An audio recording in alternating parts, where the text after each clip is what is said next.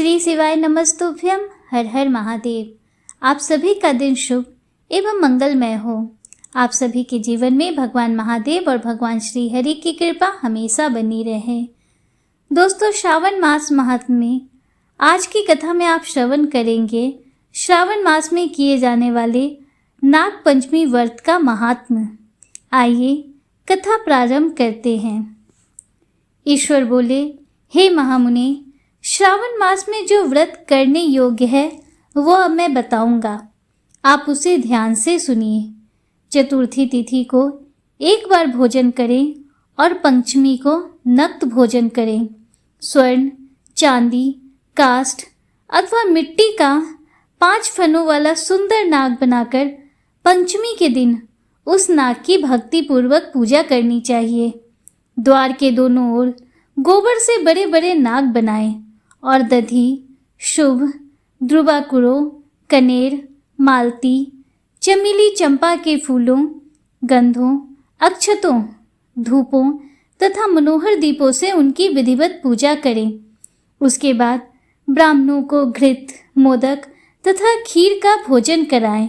इसके बाद अनंत, वासुकी, शेष, पद्मनाभ, कंबल, करकोटक, अश्व, 8वां धृतराष्ट्र, शंखपाल, कालिये तथा तक्षक, इन सब नाग कुल के अधिपतियों को तथा इनकी माता कद्रु को हल्दी और चंदन से दीवार पर लिखकर फूलों आदि से इनकी पूजा करें।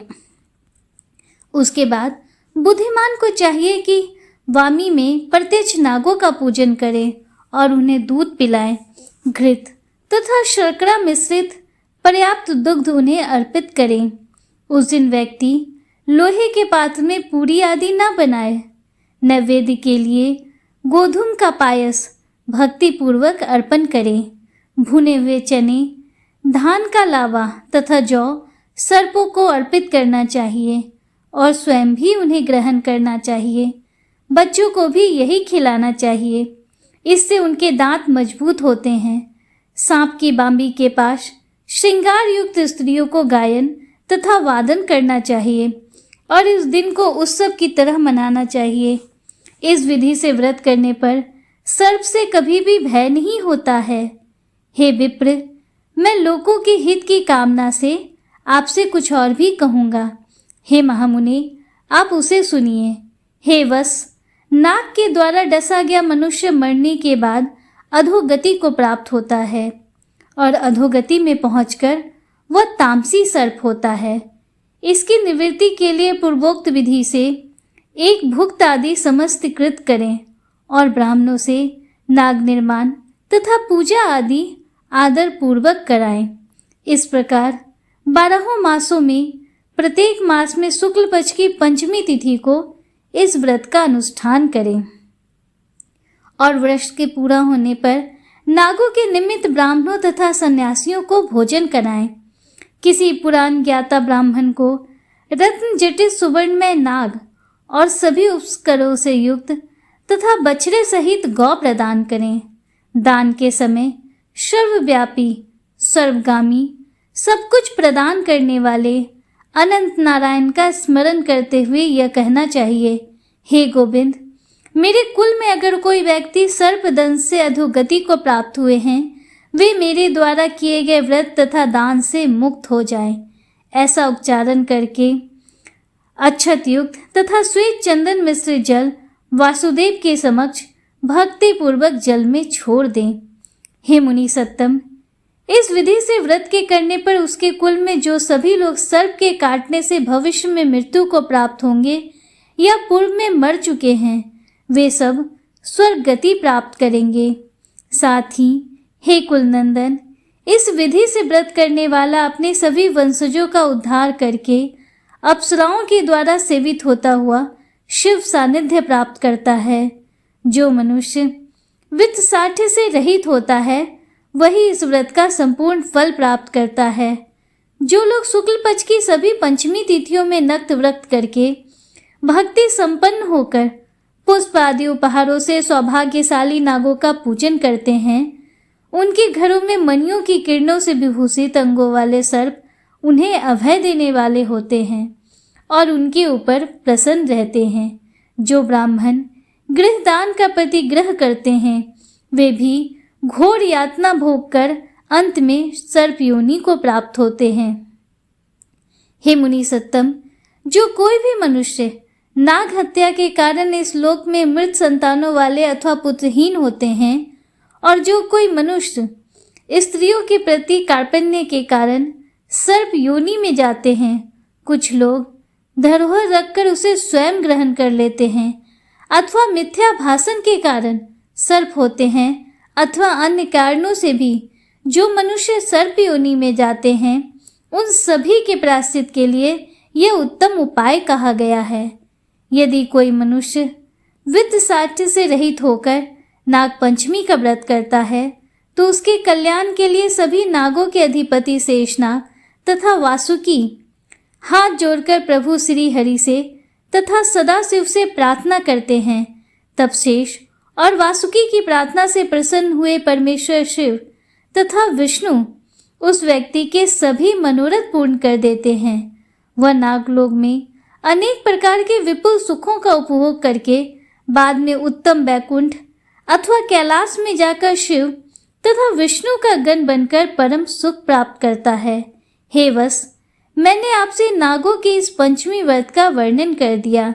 इसके बाद अब आप अन्य कौन सा व्रत सुनना चाहते हैं उसे बताइए। सनत कुमार बोले, हे देवेश, मैंने नागों का यह आश्चर्यजनक पंचमी व्रत सुन लिया। अब आप बताएं कि षष्ठी तिथि में कौन सा व्रत होता है और उसकी विधि क्या है। ईश्वर बोले, हे विपेंद्र, श्रावण मास के शुक्ल पक्ष में षष्ठी तिथि को महामृत्यु का नाश करने वाले सुपोदन नामक शिव व्रत को करना चाहिए। शिवालय में अथवा घर में ही प्रयत्न पूर्वक शिव का पूजन करके सुपोदन का नैवेद्य उन्हें विधि पूर्वक अर्पण करना चाहिए। इस व्रत के साधन में आम्र का लम्बन मिलाकर शाक और अनेक पदार्थों के नैवेद्य अर्पित करें। साथ ही ब्राह्मण को वायन प्रदान करें। जो इस विधि से व्रत करता है उसे अनंत पुण्य मिलता है। इस प्रकरण में लोग एक प्राचीन कहानी सुनाते हैं जो इस प्रकार से है। प्राचीन समय में रोहित नाम का एक राजा था। काफी समय बीतने के बाद भी उसे पुत्र रत्न की प्राप्ति नहीं हुई। तब पुत्र की अभिलाषा में उस राजा ने अत्यंत कठोर तप किया। ब्रह्मा जी ने राजा से कहा, तुम्हारे प्रारब्ध में पुत्र नहीं है। तब भी पुत्र की लालसा में वो राजा अपनी तपस्या से जरा भी विचलित नहीं हुआ। इसके बाद राजा तपस्या करते करते संकटग्रस्त हो गए। तब ब्रह्मा जी पुनः प्रकट हुए और कहने लगे, मैंने आपको पुत्र का वर तो दे दिया है, लेकिन आपका यह पुत्र अल्पायु होगा। तब राजा तथा उनकी पत्नी ने विचार किया कि इससे रानी का बांझपन तो दूर हो जाएगा, संतानहीनता की निंदा नहीं होगी। कुछ समय बीत जाने के बाद ब्रह्मा जी के वरदान से उन्हें पुत्र प्राप्ति हुई। राजा ने विधि पूर्वक उसके जातकर्म आदि सभी संस्कार किए। दक्षिणा नाम वाली उस रानी व राजा ने अपने पुत्र का नाम शिवदत्त रखा। उचित समय आने पर भयभीत चित्त वाले राजा ने पुत्र का यज्ञोपवीत संस्कार किया, किंतु राजा ने उसकी मृत्यु के भय से उसका विवाह नहीं किया। तदंतर 16वें साल में उनका पुत्र शिवदत्त मृत्यु को प्राप्त हो गया। तब ब्रह्मचारी की मृत्यु का स्मरण करते हुए राजा को बहुत चिंता होने लगी कि जिन लोगों के कुल में कोई ब्रह्मचारी मर जाए तब उनका कुल खत्म हो जाता है और वह ब्रह्मचारी भी दुर्गति में पड़ जाता है। सनत कुमार बोले, हे देव, हे जगन्नाथ, इसके दोष निवारण का उपाय है या नहीं? यदि उपाय है तो अभी बताएं, जिससे दोष की शांति हो सके। ईश्वर बोले, यदि कोई स्नातक अथवा ब्रह्मचारी मर जाए तो अर्क विधि से उसका विवाह कर देना चाहिए। इसके बाद उन दोनों ब्रह्मचारी तथा आग को परस्पर संयुक्त कर देना चाहिए। अब अर्क विवाह की विधि कहते हैं। मृतक का गोत्र नाम आदि लेकर देश काल का उच्चारण करके कर्ता कहे कि मैं मृत ब्रह्मचारी के दोष निवारण हेतु वैसर्गिक व्रत करता हूँ। सर्वप्रथम सुवर्ण से अभ्युदायिक करके अग्नि स्थापना करें। आघार होम करके चारों आहुतियाँ ओम भू, ओम भू, ओम श, ओम मह से हवन करना चाहिए। इसके बाद व्रत अनुष्ठान के उत्तम फल के निमित्त व्रतपति अग्नि के संप्रदानार्थ विश्व देवों के लिए घृत की आहुति डाले। उसके बाद स्विष्टकृत होम करके अवशिष्ट होम संपन्न करे। पुनः देश काल का उच्चारण करके इस प्रकार बोले, मैं अर्क विवाह करूँगा। उसके बाद सुवर्ण से अभ्युदयीकृत करके अर्क शाखा तथा मृतक की देह को तेल अथवा हल्दी से लिप्त करके पीले सूत से वेष्टित करें और पीले रंग के 2 वस्त्रों से उन्हें ढक दें। इसके बाद अग्नि स्थापन करें और विवाह विधि में प्रयुक्त योजक नामक अग्नि में आघार होम करें। वह अग्नि के लिए आज्य होम करें। इसके बाद चारों व्याहृतियों से ओम भू, ओम भुव, ओम शः, ओम मह बृहस्पति तथा कामदेव के लिए आहुति प्रदान करें। पुनः घृत से स्वितकृष्ट होम पूर्ण करके संपूर्ण हवन कर्म समाप्त करें। उसके बाद आग की डाली तथा मृतक के शव को विधि पूर्वक जला दें। मृतक के निमित्त 6 वर्ष तक इस व्रत का अनुष्ठान करना चाहिए। इस अवसर पर 30 ब्रह्मचारियों को नवीन कौपीन वस्त्र प्रदान करना चाहिए और हस्त प्रमाण अथवा कान तक लंबाई वाले दंड तथा कृष्ण मृग चर्म भी प्रदान करने चाहिए। उन्हें चरण पादुका, छत्र, माला, गोपी चंदन, प्रवाल मणि की माला तथा अनेक आभूषण समर्पित करने चाहिए। इस विधान से व्रत करने पर कोई भी विघ्न नहीं होता है। ईश्वर बोले, ब्राह्मणों से यह सुनकर राजा ने मन में विचार किया कि यह अर्क विवाह तो मुझे गौण प्रतीत होता है, मुख्य नहीं, क्योंकि कोई भी व्यक्ति मरे हुए को अपनी कन्या नहीं देता है। मैं राजा हूँ, अतः मैं उस व्यक्ति को अनेक रत्न तथा धन दूंगा जो कोई भी इसकी वधू के रूप में अपनी कन्या प्रदान करेगा। उस नगर में एक ब्राह्मण था। उस समय वह किसी दूसरे नगर में गया हुआ था। उसकी एक सुंदर पुत्री थी जिसकी माता की मृत्यु पहले ही हो चुकी थी।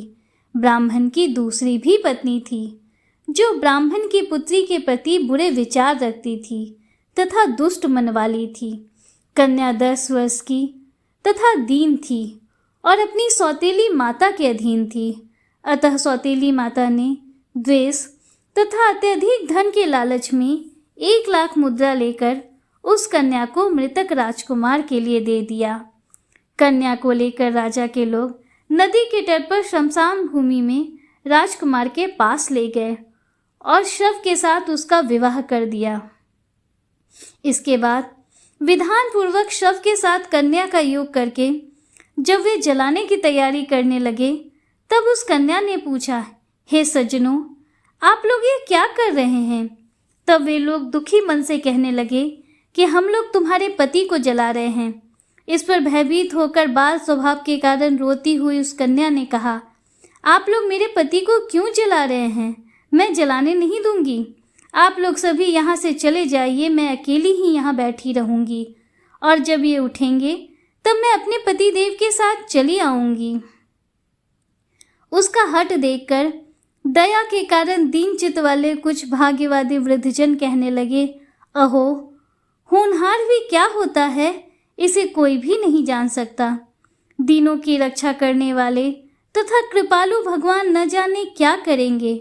सौत की पुत्री का भाव रखने का कारण सौतेली माता ने इस कन्या को बेचा है, अतः संभव है कि भगवान इसके रक्षक हो जाएं। अतः हम लोग इस कन्या को व इस शव को नहीं जला सकते, इसलिए सभी को अच्छा लगे तो हम लोगों को यहाँ से चले जाना चाहिए। परस्पर ऐसा निश्चय करके वे सब अपने नगर को चले गए। बाल स्वभाव के कारण यह सब क्या है, इसे न जानती हुई भय से व्याकुल वह कन्या एकमात्र शिव तथा पार्वती का स्मरण करती रही। उस कन्या के स्मरण करने से सब कुछ जानने वाले तथा दया से पूर्ण हृदय वाले शिव पार्वती शीघ्र ही वहां आ गए। नंदी पर विराजमान उन तेज निधान शिव पार्वती को देखकर उन देवों को न जानती हुई भी उस कन्या ने पृथ्वी पर दंड की भांति पड़कर प्रणाम किया। तब उसे आश्वासन प्राप्त हुआ कि पति से तुम्हारे मिलने का समय अब आ गया है। तब कन्या ने कहा कि मेरे पति अब जीवित नहीं होंगे। उसके बाल भाव से प्रसन्न तथा दया से परिपूर्ण शिव पार्वती ने कहा कि तुम्हारी माता ने सुपोदन नामक व्रत किया था। उस व्रत का फल संकल्प करके तुम अपने पति को प्रदान करो। तुम कहो कि मेरी माता के द्वारा जो सुपोदन नामक व्रत किया गया है उसके प्रभाव से मेरे पति जीवित हो जाएं। तब कन्या ने वैसा ही किया और उसके परिणाम स्वरूप शिवदत्त जीवित उठ खड़ा हो गया। उस कन्या को व्रत का उपदेश देकर शिव तथा पार्वती अंतर ध्यान हो गए। तब शिवदत्त ने उस कन्या से पूछा, तुम कौन हो और मैं यहाँ कैसे आ गया हूँ? तब उस कन्या ने उसे पूरा वृतांत सुनाया और रात हो गई। प्रातः होने पर नदी के तट पर गए लोगों ने राजा को वापस आकर कहा, हे राजन, आपका पुत्र व पुत्रवधू नदी के तट पर स्थित है। विश्वस्त लोगों से यह बात सुनकर राजा बहुत खुश हुआ। वह हर्ष भेरी बजवाते हुए नदी के तट पर गया। सभी लोग प्रसन्न होकर राजा की प्रशंसा करने लगे। वह बोले, हे राजन, मृत्यु के घर गया हुआ आपका पुत्र पुनः लौट आया है। इस पर राजा पुत्रवधू की प्रशंसा करने लगे और बोले कि लोग मेरी प्रशंसा क्यों कर रहे हैं?